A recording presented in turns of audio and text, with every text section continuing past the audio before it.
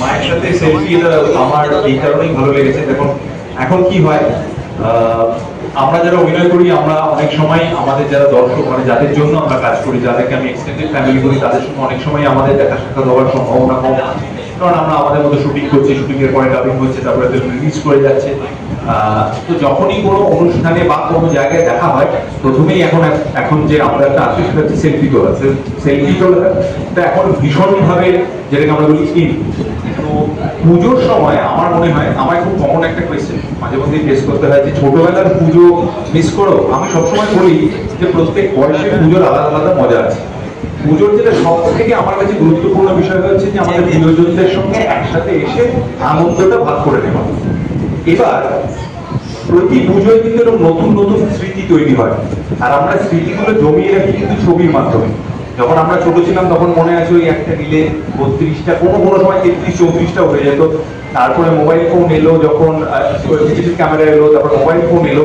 এখন যেরকম এই যে সেলফির মাধ্যমে আমি অনেক সময় দেখেছি যে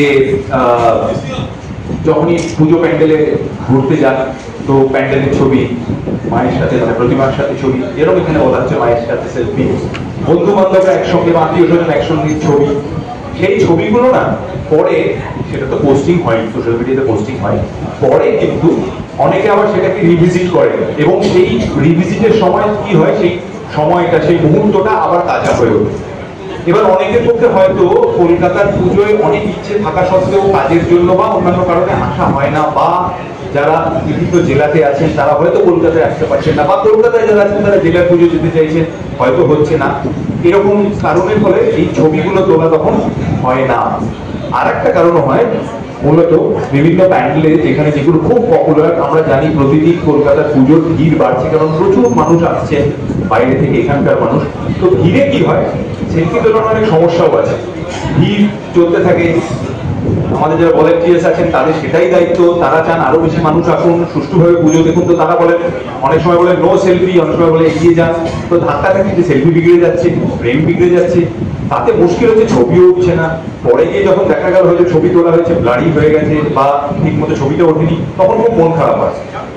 আবার অনেক সময় এরকম হয়, যেটা বললাম যে অনেকে আছেন আমাদের বাড়িতে যারা সিনিয়ররা আছেন, তারা তো সবসময় ওই ঠেলে বা সবসময় রাস্তায় যেতে পারেন না।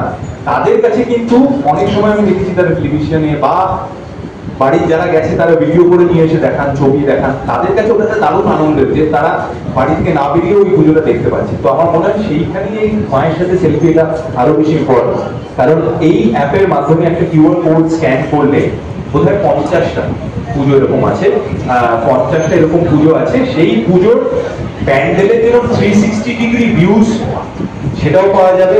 মানে বাড়িতে বসে যেখানে, সেটা পৃথিবীর যে কোনো প্রান্তে হোক, 360 ডিগ্রি ভিউ যেরকম পাওয়া যাবে। আবার সেলফি তুলে সেই ছবিটাও ইভেন পোস্ট প্রোডাকশন, মানে পরে সেই ছবিটা এডিটও হতে পারে, মনে হলো আর একটু বোধহয় আমার মধ্যে আলোটা করলে বেশি হতো, এইখানে একটুখানি বোধহয় ফ্রেমটা একটু যদি ক্রপ করে দিতে তাহলে ভালো হতো, সে সমস্ত সুবিধা থাকছে।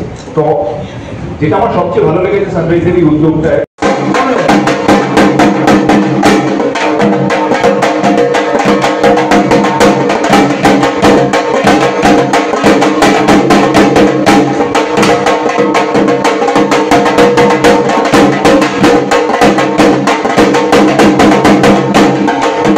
যারা যারা এসেছেন প্রত্যেককে ধন্যবাদ এখানে আসার জন্য।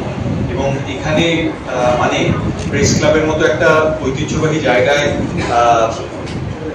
যে আমি আজকে আসতে পারলাম, সেই জন্য ধন্যবাদ তো জানাবোই, টিম সানরাইজকে ধন্যবাদ।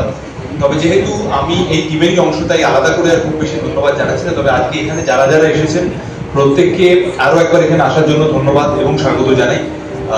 পুজো প্রায় চলেই এসেছে, যদিও গত পরশুর ওয়েদারের পরে আমরা সকলেই একটু বড় ভালো ঘাবড়িয়ে গেছি, কিন্তু আমার মনে হয় পুজোয় যে ইতিবাচক মনোভাবটা থাকে, যে পজিটিভ এনার্জিটা থাকে, সেক্ষেত্রে বাকি যা যা বাধা বিপত্তি আছে সেটা বোধহয় মায়ের আশীর্বাদে আমরা কাটিয়ে উঠতে পারবো। এটা তনুকাদি এক্ষুনি যে কথাটা বললেন সেটা একদমই সত্যি। সানরাইজের সঙ্গে আমার পথ চলা বিগত বেশ কিছু বছর ধরে। তনুকাদি বললেন সুখে দুঃখে, একটু বিনয় করে বলেছেন দুঃখের কোনো কারণেই ঘটেনি, বরং সুখে। তবে যে কথাটা বলা খুব দরকার, এই যে দুর্গা পুজো, আমরা বলি মা আসছে, মা মেয়ে আসছে বাড়িতে, সেটা বোধহয় সানরাইজের পুরো যে কার্যকলাপ তার গোটা বছর ধরেই এই মা বলুন বা মেয়ে বলুন তাদের কথা ভেবে বিভিন্ন রকম কার্যকলাপ ওরা করেন। হ্যাঁ, মশলার বিভিন্ন রকম মশলার বাহার তো আছেই সানরাইজে, কিন্তু তার সঙ্গে সঙ্গে বিভিন্ন উদ্যোগ আমি দেখেছি এবং সেরকম নানা রকম উদ্যোগে আমিও সানরাইজের সঙ্গে থেকেছি, যেটা আমার অত্যন্ত গর্বের এবং আনন্দের বিষয়। যেটা আমার মনে আছে, এই কয়েক বছর আগেই আমরা উইমেন্স ডে এর কাছাকাছি একটা ক্যাম্পেইন করেছিলাম, সেখানে এটাই বলা হয়েছিল যে এই যে একটা বহু প্রচলিত ধারণা আছে যে রান্না বান্নার কাজে ব্যস্ত থাকলে আর কাজ অনেকেই করতে পারবেন না, পারেন না, কারণ সময়ের একটা অভাব ঘটে। সেই কারণে সানরাইজ মশলা কিন্তু অনেক দারুণ দারুণ খাবার রান্না সহযোগী করে দেয়, যাতে যারা রান্না করছেন মহিলা হোক বা পুরুষ হোক, পরিবারের কথা আমরা করে বলছি, তারা যাতে সেই রান্নার কাজগুলো তাড়াতাড়ি সেরে তাদের বাকি যা যা করার ইচ্ছে, সেটা হবি হতে পারে, অন্য কোনো কাজ হতে পারে, সেটাও তারা করতে পারে। তবে আজকে যে উদ্দেশ্যে এখানে আসা, দুর্গাপুজো আমাদের সব থেকে বড় উৎসব।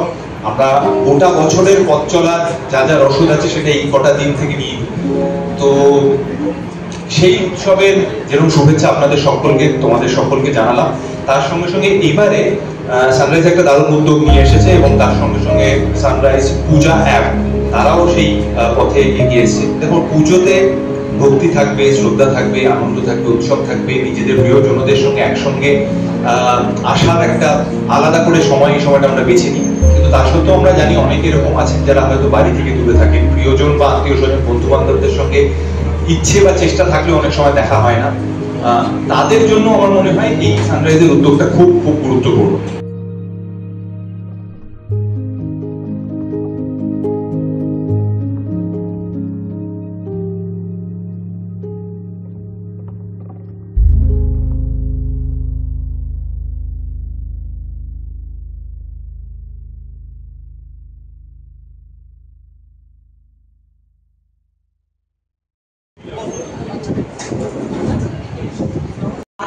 কিন্তু শুধু মশলা বিক্রি করে না, তারা কালচার আছে সবের সাথে জড়িত। তারা স্পেশালি বাংলার মেয়েদের জন্য অনেক কিছু করে, তাদের কথা ভেবে